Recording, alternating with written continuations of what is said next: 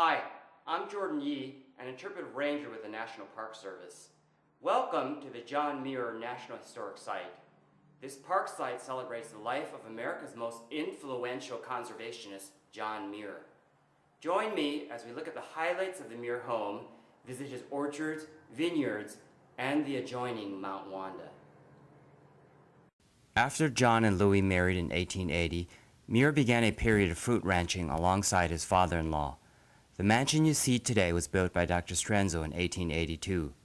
Muir and Louis moved into it in 1890 after Dr. Strenzo's death. John and Louis's first daughter, Wanda, was born in 1881, and their second daughter, Helen, was born in 1886.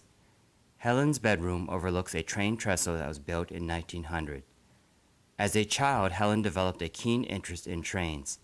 She decorated her room with posters of trains, and she learned the timetables for trains crossing the trestle so that she could keep a lookout for them. Family meals were prepared by the trusted cook, Mr. Fong. Seen as almost a member of the family, he was addressed in a common Chinese form of familiarity as a Fong. A Fong's original marble slab pastry table stands in the kitchen. In order to get his daughters to the dinner table on time, Muir would often tell stories to his girls during meals. Muir's daughters liked to saunter the hills with their father. Muir named the two highest hills on the property Mount Helen and Mount Wanda in honor of his daughters, who accompanied him on various wilderness trips as well as with treks on nearby hills. When Wanda married, she and her husband lived in the Martinez adobe. Muir would often eat meals at the adobe and play with his grandchildren there. Muir was no stranger to farm life. He had worked hard and long on his father's farms in Wisconsin. Muir applied himself wholeheartedly to fruit ranching for the 10 years from 1880 to 1890. Muir, like Dr. Strenzo, became an expert horticulturalist. The two experimented with grafting and developing new varieties. At their peak, Dr. Strenzo and John Muir together grew fruit on 2,600 acres of land surrounding the house. As a businessman, Muir keenly understood the economic premium in breeding varieties of fruit trees that would put him first to the market and would bear fruit late into the season when other farmers had nothing to harvest. Muir's labors during this period achieved financial independence for his family. This enabled Muir to return to his wilderness preservation work. In this later work, Muir's wilderness preservation efforts were strongly supported by Louis. In 1883, Muir complained of being lost and choked in agricultural needs emanating from the Strenzo Ranch.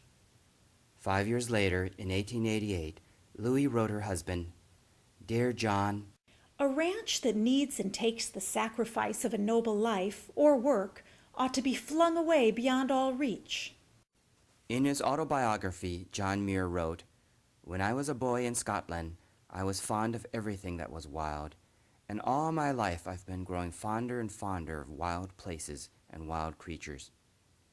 It is perhaps this deep childlike attraction to nature that gave the greatest shape to John Muir's life. One of Muir's earliest recollections is of the awe, wonderment, curiosity, and sympathy he felt at discovering a mouse in a haystack with its nest of babies that Muir had almost accidentally crushed. At the University of Wisconsin, Muir concentrated on botanical studies. On frequent botany excursions, armed only with a few cubes of dried bread and a plant press, Muir would observe, draw, document, and collect plants. In 1867, at the age of 29, Muir began a 1,000-mile trek to the Gulf of Mexico. Muir's explorations took him to Cuba, Oregon, Washington, repeatedly to Alaska, Yosemite Valley, throughout the Sierra Nevada, and beyond. Muir's detailed recorded observations led to his correct and groundbreaking theory of glacier formation.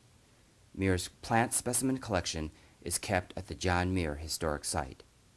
After Louis' passing in 1905 and the San Francisco earthquake of 1906, Muir remodeled the living room and built a large mission-style fireplace that allowed him to build a real mountain campfire. A piece of petrified wood that Muir collected in Arizona is incorporated in the fireplace masonry in one of the second-floor fireplaces.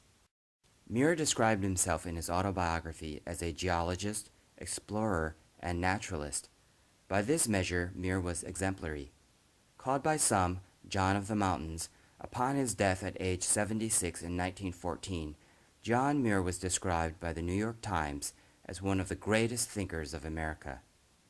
Perhaps it was Muir's work as author, political activist, intimate friend to 3 presidents, advocate of wilderness preservation, and his role as the first president of the Sierra Club that led to that accolade. Muir's study on the second floor contains his original desk. It is here that Muir labored to communicate the unique, everlasting value of wilderness and its need for protection. The office on the first floor was used by Dr. Strenzo. It was too dark and not remote enough for Muir, who needed light and quiet to work. Muir began writing magazine articles in his early 30s. However, his first book was not published until he was 56. Muir wrote most of his books in the scribble den. Mementos from his explorations, such as the fishing spears given to him by Alaska natives, can be found here. In 1888, Louie began to lease or sell parts of the ranch, and she assumed much of the work of running the ranch so that John could focus on his conservation work.